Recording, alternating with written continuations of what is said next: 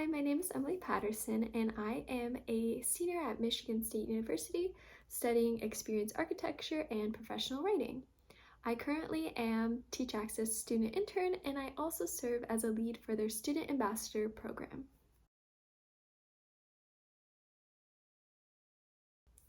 Well, it feels like accessibility has always been something I've been aware of in the form of things like captions or sign language interpretation. It hasn't always been something that I thought I could play a role in until I started my studies as an experienced architecture student. Within our program, we spend a lot of time focused on designing experiences for users to best meet their needs in both a digital and physical setting. And so, when usability becomes the focus, a lot of time accessibility just becomes a natural extension of that. You have to make sure that users of all abilities are going to be able to interact with your website or use a product.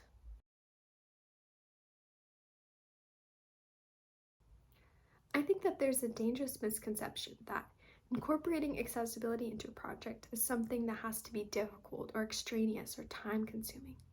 And so while you should be spending time up front learning about accessibility and disability, learning about what techniques are most effective or what language is most appropriate, that's not something that's going to end up consuming all of your time, especially when there are ways that you can really apply it into practice in simple, effective manners. So for example, for me, I spend a lot of my time working in creating graphic design. And so a lot of my process has involved incorporating accessible practices.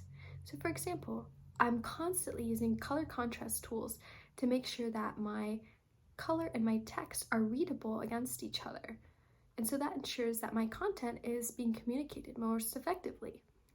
Or I also spend a lot of my time writing alt text to ensure that there's not only a visual means of getting my understanding in my graphic, but also a written and spoken means of communicating that. And so what this goes to show is that there are more than just complexity when it comes to addressing accessibility. There's a lot of techniques that you can be incorporating into your workflow as a designer. And so accessibility is something I don't even think about anymore. It's just become a natural part of my process.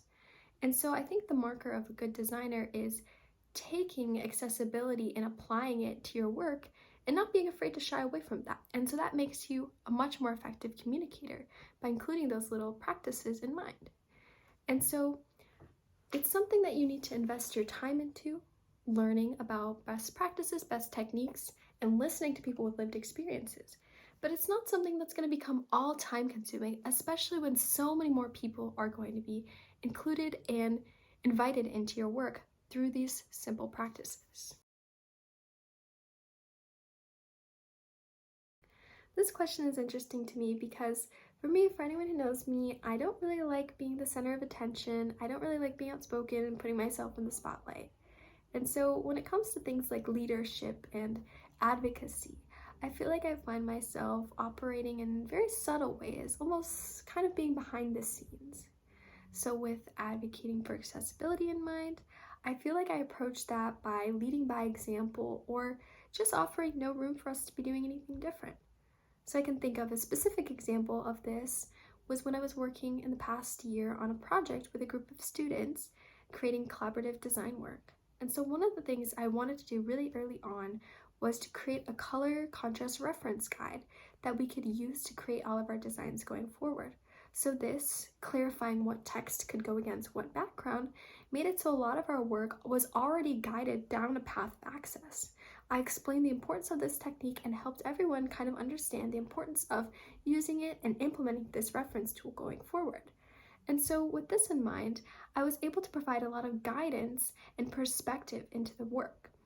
I find it that it's unproductive to just berate someone's work for being inaccessible, no matter what field you're in, because that doesn't really help us get any better and any closer to understanding and having those necessary conversations about what we could be doing differently and making sure that we're improving our work so that it is accessible. So by offering alternatives to what might be commonplace, I find that I can aim those around me to guide them towards better practices that ensure that design is accessible for all.